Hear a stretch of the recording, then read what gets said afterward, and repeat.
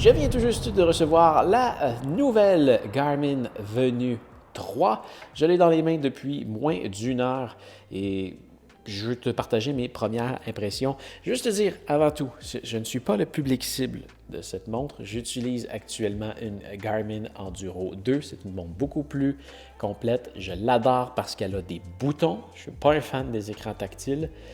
Je l'adore parce qu'elle a la carte, je l'adore parce qu'elle a une durée de batterie qui est super longue, je l'adore parce qu'elle a une lampe de poche.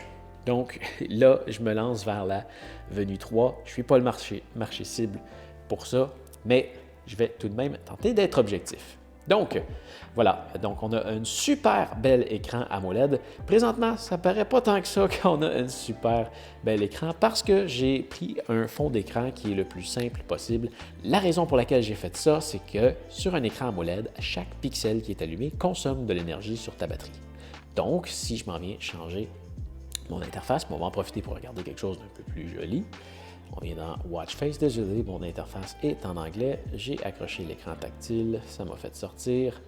On peut prendre une affaire comme ça, puis on peut avoir de quoi d'un peu plus cute. Tu vois, un beau fond d'écran avec plus de couleurs et un peu... On a quelque chose qui est plus occupé, mais c'est ça. Ça va vider ta batterie plus rapidement, c'est certain. Mais encore là, si on vient dans Watch Face ici, tu vois, on a tout plein d'options de configuration. C'est pas autant configurable que, que les montres de la catégorie Phoenix ou la Instinct. Il y a quelques restrictions, mais quand même, tu devrais arriver à avoir des informations assez intéressantes sur ton écran. C'est quand même configurable. Donc, il n'y a pas de bouton à gauche, donc tout ce qui est par rapport à la navigation, quand on se déplace dans la montre, quand on veut sélectionner, ça se fait à partir de l'écran tactile. Le bouton en bas sert à faire le retour et le bouton en haut, c'est un type de sélection, mais si je viens ici, tu vois, je ne peux pas sélectionner la météo avec ça, je dois vraiment... Non, c'est pas un type de sélection, ça permet de partir les activités quand on est sur cette page-là. Quand on vient dans cette page-là ici, tu vois, on peut sélectionner marche, course, du vélo, on a quelques activités qui sont là. Et quand on vient sur les trois petits points ici, bien là, on en retrouve quelques autres. Il n'y en a pas une tonne, mais il y en a quand même beaucoup et je pense que c'est quand même une quantité raisonnable pour une montre de ce prix. On peut venir dans les applications et là, on va retrouver d'autres choses. On a par ailleurs le téléphone. Oui, le téléphone. On peut faire un appel et c'est quand même surprenant. Je ne sais pas c'est quoi la qualité de son de l'autre côté de l'appel, mais de ce côté-ci, on a quand même vraiment de quoi d'intéressant. Donc, si je m'en viens faire un appel ici, et là, pour l'exemple, on va appeler chez Garmin 1866 4 4 2 9 92, 96. Et le clavier va quand même bien. Ouais, je l'ai tapé, ça a bien été. Là, si l'écran se ferme et qu'on attend trop longtemps, je l'ai testé tantôt, mais là, je vais bouger mon microphone pour que tu puisses entendre la qualité de l'audio. C'est quand même assez impressionnant.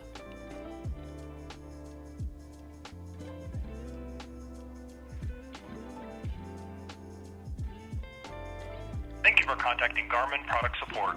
We are currently closed.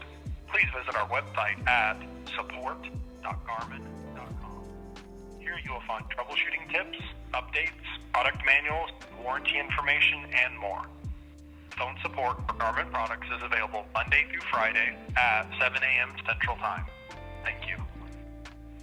Merci d'avoir contacté l'assistance technique de Garmin. Donc, comme tu as pu voir, c'est quand même assez impressionnant. Je ne sais pas si c'est quelque chose que je vais utiliser réellement, parce que ça fait un appel sur ton téléphone. C'est pas ta montre qui gère l'appel. L'appel se passe sur ta montre, mais l'appel est quand même géré par le téléphone. Donc, ton téléphone doit être à portée pour que ça puisse se faire. Voilà, je ne sais pas à quel point ça va être utile, mais bon, c'est une fonction qui est là quand même, ça peut être intéressant. Il y a une autre chose qui est intéressante, si on maintient le bouton ici sur le côté, ça va nous amener vers un appel. Oui, il faut le maintenir. Ça va nous faire arriver à l'assistance vocale. Et là, c'est celle du téléphone. How many weeks remain until the end of the year? It's 16 weeks until then. Je ne sais pas si tu as réussi à bien comprendre, mais Bref, elle m'a répondu qu'il restait 16 semaines jusque-là. Et oui, désolé, mon téléphone est en anglais.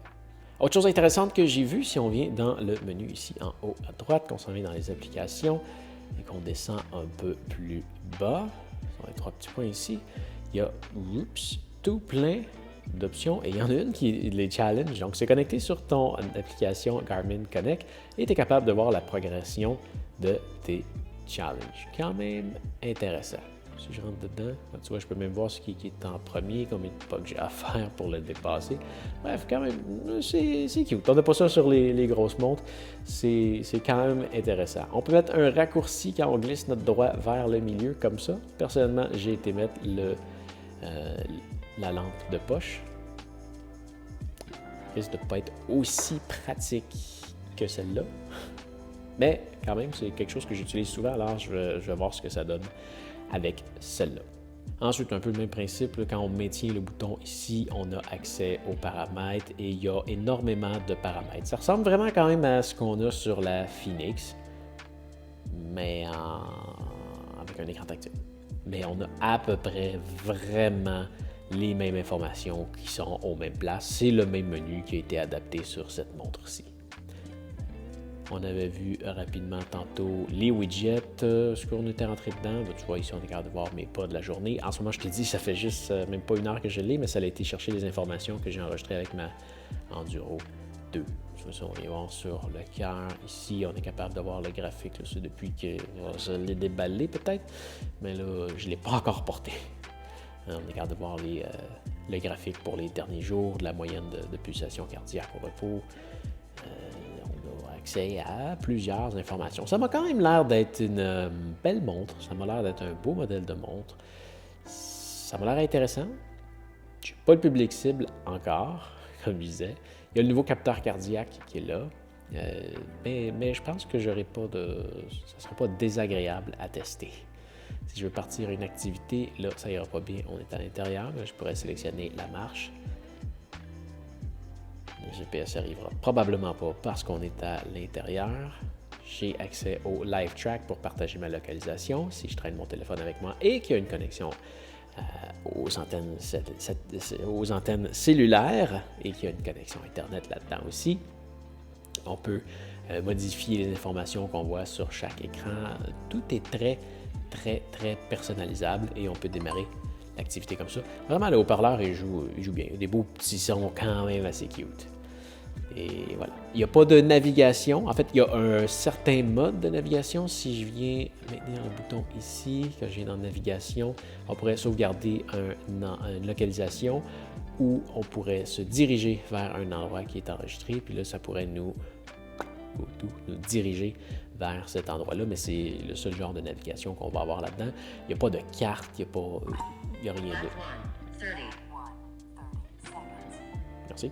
C'est ça, il n'y a rien qui peut nous guider sur une carte ou ce genre de truc-là. Encore là, quand on termine une application, c'est ce genre de choses qui me fait penser. Souvent, je vais prendre des marches sous la pluie. Qu'est-ce que ça va faire?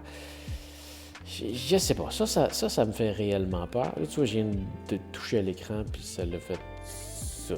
C'est pas ça que je voulais. Non, j'ai refait stop. OK. Là, finalement, je vais l'effacer. Fait que je vais cliquer ici. Puis là, ça, au moins, je ne peux pas l'effacer accidentellement. Je dois finir en appuyant sur le bouton ici. Puis là, ça l'efface. Voilà. OK. On revient. Donc, voilà. Bon, pour le bracelet, c'est les Quick Release, je crois. L'autre, c'est les Quick Fit. Ceux que j'adore chez Garmin, c'est ceux-là. C'est juste une petite... On tire dessus, puis il faut venir l'accrocher sur la pin qui traverse. Celle-là, faut... C'est avec le bout de l'ongle qu'on vient l'ouvrir comme ça. Techniquement, on pourrait venir mettre ce genre de bracelet-là. J'adore ce bracelet-là parce qu'il se change vraiment facilement, puis il y a une grande variété de choix. Et techniquement, tu vois, je pourrais venir le mettre ici, mais là, il faudrait que je me commande une pin pour qu'il soit compatible à celle-là, parce que cette pin-là ici, je ne peux pas l'enlever à cause de pinouche qu'il y a ici. Donc là, c'est pas possible. Donc, comme je te disais, je viens juste de la recevoir. Je vais prendre le temps de la tester. Je vais la mettre à mon bras à partir de cette nuit. Je vais la recharger, je vais la tester comme il faut. Et je vais te revenir sous peu avec une critique complète et des tutoriels sur la Garmin Venue 2.